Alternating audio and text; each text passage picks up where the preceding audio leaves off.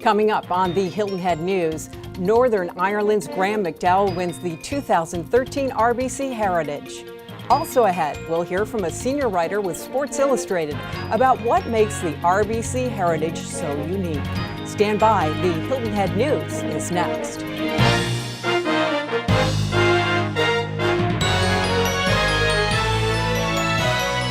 Welcome to the Hilton Head News. I'm Allie McNair. After the final 18 holes of the RBC Heritage Tournament on Sunday, Graham McDowell and Webb Simpson both stood at 9 under par. And in a playoff between the two on the 18th hole, Webb Simpson missed his par putt. That made Graham McDowell this year's RBC champion. You know, this is a very prestigious tournament here in the PGA Tour, and I think my third time here. I was very excited to come back to this event this year.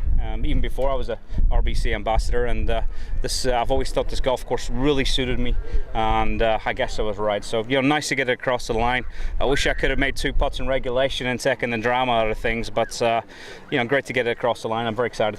And I really enjoyed the event this week. It's kind of a nice low-key event that comes after the intensity of the Masters, and you know, we had a beautiful house on the beach here on Hilton Head Island, and had friends and family here, and really relaxed, glass of wine in the evenings, and you know, I took it pretty low-key, and perhaps I'll have to check that method out for the future. I'm looking forward to it. Looking forward to coming back and defending.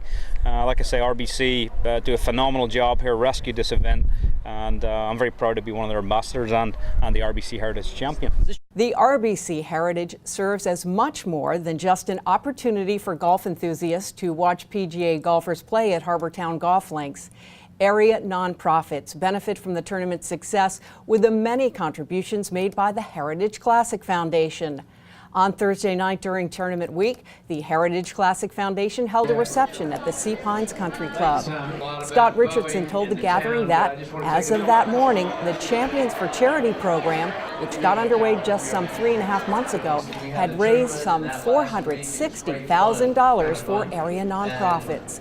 Richardson said that Champions for Charity continues beyond the tournament's final round. This will be an ongoing effort. The Heritage Champions for Charity will be all year long. You can make donations. The primary level of giving at the Champions for Charity is $1,000, and then we match it 20%. And if you wish, you can name your charity.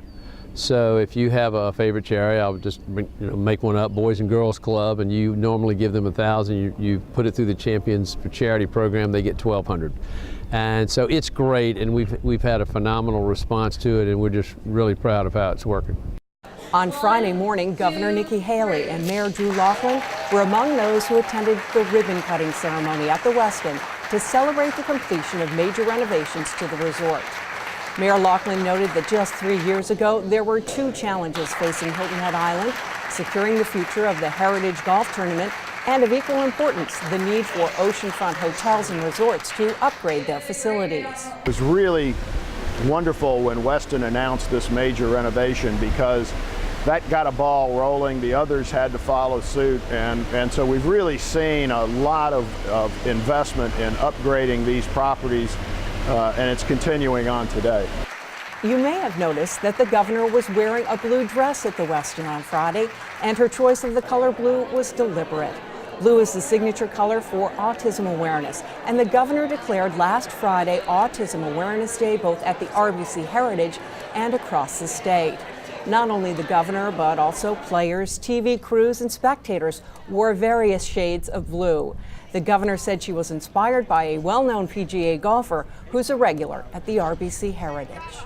Ernie Els and his wife Liesl have been amazing when it comes to autism awareness. They've made their celebrity really mean something. And in South Carolina, we've got a lot of children that suffer from autism, and a lot of families that have to deal with it. So today we're dressing it up blue to make autism awareness more talked about across the state and across the country. And there's no better place than Hilton Head Island to start that, so we're excited. The wives of the PGA players do much more than simply tag along with their husbands while they're on tour. They're actively involved in raising money for charities. We spoke with Deanna Peterson, wife of last year's RBC Heritage winner Carl Peterson, and Deanna told us about the book the PGA Wives Association has put together and is selling to raise money. It's called Beyond the Fairways and Greens, a look inside the lives of PGA families. There's 134 tour families stories in this book, and the stories that are in here are actually different than what you're going to hear on the daily broadcast of whatever's happening on the golf course. So learn a little bit about the families' lives, what life is like on tour, and other funny stories of things that have happened during the travels. For example, Steve Pate did a water ballet when he was playing in Hawaii, and there's a picture of actually all those guys together doing water ballet in the book, and lots of other just funny little stories that you find out about life that's out here and things that even I didn't know after 12 years on tour. And there's also almost 100 pages of recipes in the back of this book as well.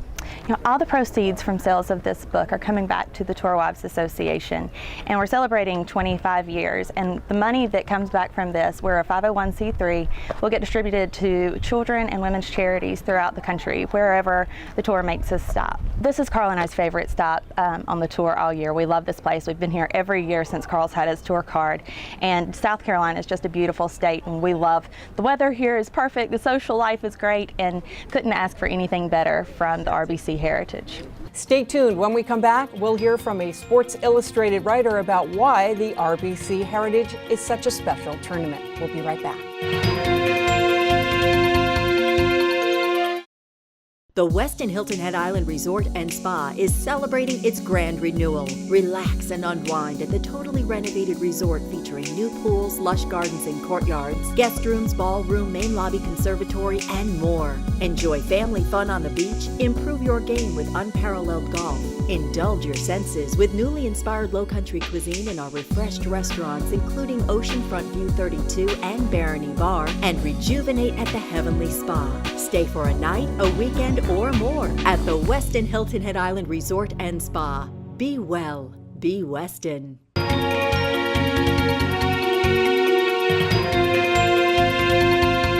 It's always interesting to hear what someone thinks about the RBC Heritage Tournament in Hilton Head Island. We had a chance to speak with Gary Van Sickle. He's a senior sports writer for Sports Illustrated, and we got his perspective. Anytime a Dreamliner jet aircraft flies over your golf course at 1,000 feet, you've arrived. That's a big time event. It just kind of signifies sponsorship, money, flush, you know, and you've got the players have showed up. You've gotten some big names. You know, Ernie Els always comes, Furyk always comes, but you have Ishikawa and a number of other players who, you know, used to be kind of like leftovers, Masters leftovers, and you know, Snedeker and Jason Day were here this week. It wasn't leftovers. There was a lot of players. Players love the golf course, and that's probably the second biggest reason they play in a tournament. There's the date, and then there's the course, and this has got both. It's right after the Masters, so guys are tired, but it's nearby, it's handy, it's convenient. So a lot of them do like to come down, and even if they don't feel like playing, their families want them to come down and hit the beach. So either way, it's good for the tournament. It's like the tournament itself is wearing sandals and a Tommy Bahama shirt. I mean, that's kind of the feel here. It's late. It's like a tournament at the beach. It's got a party vibe that most events don't have. I mean, Phoenix has got a party vibe, but to be honest, that's more of a singles bar vibe, and it's just kind of a drinking contest. I mean, it's almost, I don't know what the word, but it's more hardcore drinking. This week is more of a let's go to the beach, let's sit in the boat, let's fish. You don't have any tournaments around the rest of the country where you've got, you know, the ocean, you've got fishing, you've got boating. There's people parked at a marina 200 yards away. I mean, it's just a great atmosphere. There's something about seeing water that's just calming and relaxing, and I think that's why the players like coming. That's why I like coming here. You walk 100 yards past the 18th green, and there's a marina, and there's people on a boat, and if you don't look like too big of a jerk, they might invite you down to have something. Our thanks to Gary Van Sickle, senior sports writer with Sports Illustrated. If you were at the RBC Heritage, you might have seen former Governor Mark Sanford strolling the grounds. There's been some press, not all of it good, concerning the former governor who is running for the 1st District seat. Here to tell us about that, WHHI's Kevin Libby. Hi, Kevin. Hey, Allie, how you doing? Good, thanks. Give us the details. Well, it was a tough week in the news cycle for the governor this past week. what happened was, this is the biggest news story in South Carolina right now, is this first congressional seat race. The governor had a filing in family court against him by his former wife, Jenny. Basically what happened was this past February, as he was watching the Super Bowl with his son, the way he summarizes it is he went back to their former shared home, obviously now Jenny's home, and that was in violation of the court ordinance during their divorce proceedings. What makes this newsworthy is that the penalty for basically being in contempt of court is potential jail time, and also the National Republican Congressional Committee has pulled all funding from the Sanford campaign.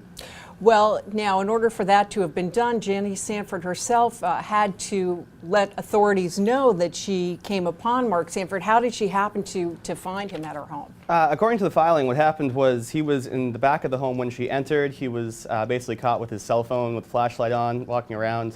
What makes this interesting is that, according to the filing, this has been a repeated problem. To quote the filing, the defendant has entered into a pattern of entering the plaintiff's property, and that's something that obviously is a bit of a liability for the Sanford campaign. Did the Republican Party itself, with regards to funding, give that as the reason for why it is not contributing any funds for former Governor Sanford's race? I can't speak to that with scope, but what I can say is that they were in the same news report, and it's certainly presumed there's a lineage between that action and the Republican Congressional Committee's response to that activity. And what about Governor Mark Sanford? What does he say is the reasoning for going in that home when he wasn't supposed to be there? Well, he's only released one statement. He said that would be his final statement on the matter. Jenny Sanford as well has said it's a family court issue and they want to remain as a private issue. Basically what he said was that he wanted to be loyal to his son. He thought his son needed to have someone with him to watch the Super Bowl, and that's why he entered the home. He apparently tried to contact Jenny before in the evening, hadn't been able to reach her, and so just went ahead and did it, obviously.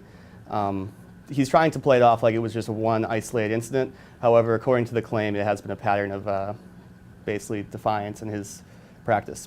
Well, Kevin, Libby, I know you'll keep us posted on developments there and in the race. We appreciate your time. Thank you, Ellie.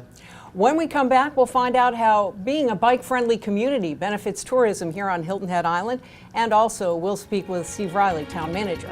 Stay there. I'm here at the top of the Harbortown Lighthouse with Nadia Wagner. She's the lighthouse keeper. Nadia, this is a Hilton Head icon, but many people don't realize it's so much more. It is, Debbie. The view is so thrilling. Many people don't realize you can climb to the top. We've had many marriage proposals, even weddings. You can shop at the top for gifts you won't find anywhere else and wave to friends and family on our live webcam. It's the high point of the Low Country. You do not want to miss this view. What's the admission cost, Nadia? It's only $3.75 per person, and kids 5 and under are free. Make this a must-see while you're here on Hilton Head. Thanks, Nadia. Thank you. See you soon.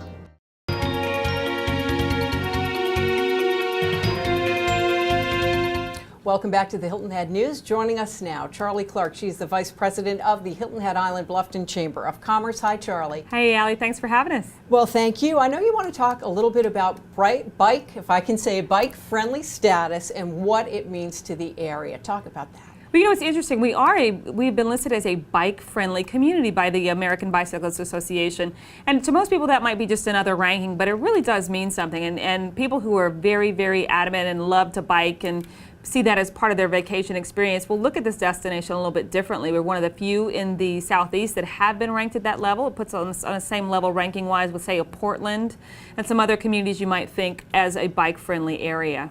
Now, I know we've got events that really work around biking itself on the island. Talk about that, if you will. Well, you know, obviously it's a bike-friendly. We all see the visitors, they come in and bike our trails. When you think about it, we're an island 12 miles long, 5 miles wide, and in that span there are literally over 100 miles of bike paths. You know, the Chamber is looking to capitalize and do something a little bit unique, and we're about to launch Chamber Bike and Dine Week coming up in May. That's coming up. We're going to combine those two things. You can bike to your favorite restaurant, and those who get there by bike will get a little special reward in terms of something to celebrate Chamber Bike and Dine Week. It's during National Bicycling Month, so we thought we'd capitalize that, put two of our favorite visitor activities together, dining and biking, and see what happens. Sounds like a great idea.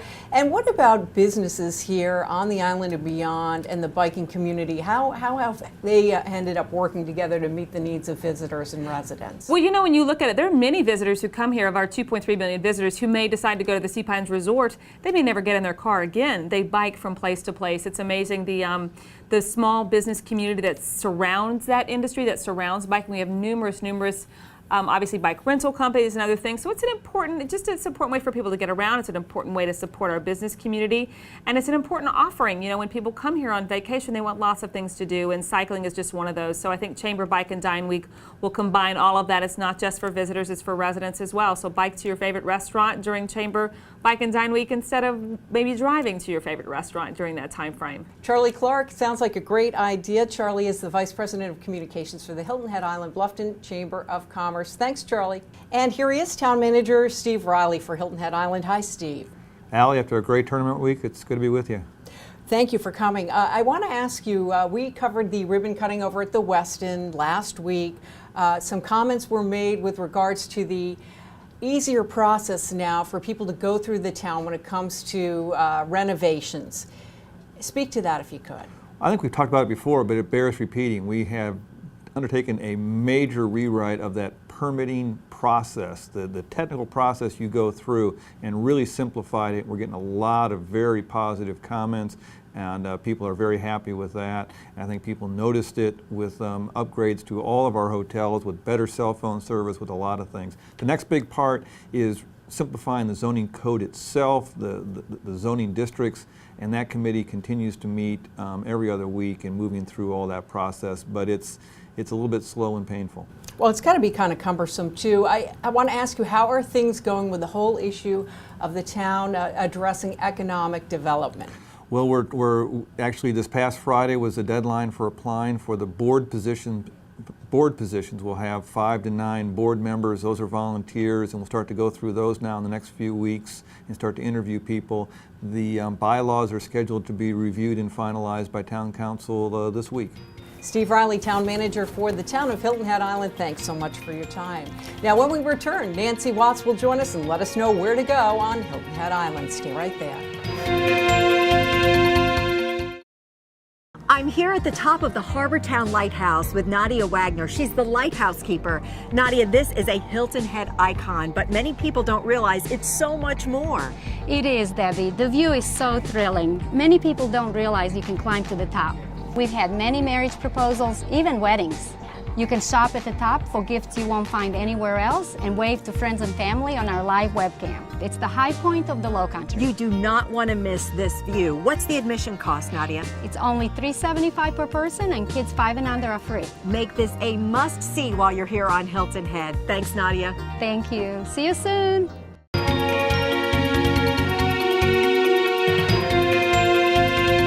Fans of Clemson University football are going to be excited by this news. Someone very special is coming to the Low Country, and here to tell us about that is Colonel John Parker with the Church of the Cross. Hi, Colonel. How are you? I'm doing great this morning. Thank you very much, Allie. It's good to see you. Well, why don't I let you give us the good news? You have someone very special coming to the area to speak. Is that right? Yes, we do. We have on May 4th at 10 a.m., and the doors open at 9, we have Coach Dabo Sweeney, the head coach of the Clemson football program, coming to speak to us, and he's going to be talking about the power of faith, Christianity, life, and sports. Why did you make the selection or decide to see if you could get the coach to come here to the Low Country? Well, Coach Sweeney, who was one of the youngest head coaches in Division I football, has an amazing story on how God worked in his life. He comes from a very difficult family situation, one which too often leads to a road to nowhere. But he stepped outside of that, to be honest with you, and he reached unparalleled successes. And Coach Sweeney gives all the credit to God on how that happened. And Coach Sweeney, one of his favorite scriptures is Jeremiah 29:11, which says, "For I know the plans I have for you, declares the Lord, for your welfare and not for your harm, for your future and for hope." And when you hear Coach Sweeney's story, you're going to understand why that's so important to him. Now, you mentioned the doors will be opening. Where will you be holding this? I'd imagine you get a pretty good response to hosting the coach here. Well, it's going to be held at Hilton Head High School, and it's going to be in the gymnasium. As I said, the doors open at 9, and the event will start at 10 o'clock on Saturday, May 4th. Is there any particular target audience that you hope Coach Sweeney reaches at this event? Well, yeah, our goal is to provide a community outreach event which will have an emphasis on young men and young women, as well as reaching everybody else in the community. What we'd like to do is reinforce believers, assist seekers, and then again reach non-believers with a message that God can work in all aspects of their life, just like He has in the life of His servant Dabo Sweeney. Well, I know, again, you mentioned that he's coming. Give us the date again, if you would, and where people can get their tickets. Yeah, on May 4th at 10 a.m. at Hilton Head High School. There'll be plenty of people to assist them to get to the right place. Tickets can be purchased for $25 on our website, www.thechurchofthecross.net. That's www.thechurchofthecross.net, or by calling the church office at 843-757-2661. That's 843-757-2661. We will sell tickets at the door only and only if we are not sold out. So we highly recommend that you purchase in advance. Colonel John Parker of the Church of the Cross, thanks so much for joining us here on the Hilton Head News, and joining me now, telling us where to go on Hilton Head Island, Nancy Watts. Hi, Nancy. Hey there. Good to be back. Oh, it's great to have you. Now, I know we've got some theatrical events coming up on the island. How about it? We thought last week was good. This week's going to be even. Of course, it can't be any better. But anyway, it is going to be a great week for things to do.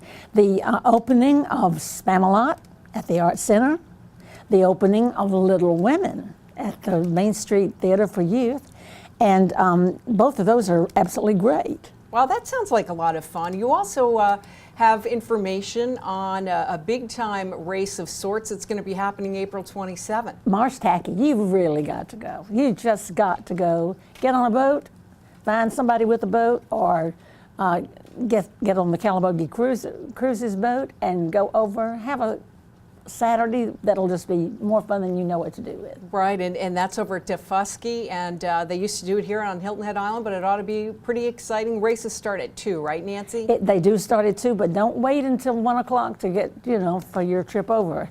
If you don't go early, you may not get a ride.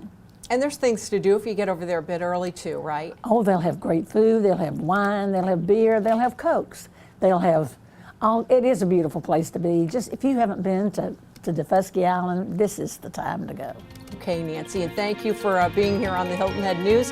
I'm Allie McNair. We'll see you the next time.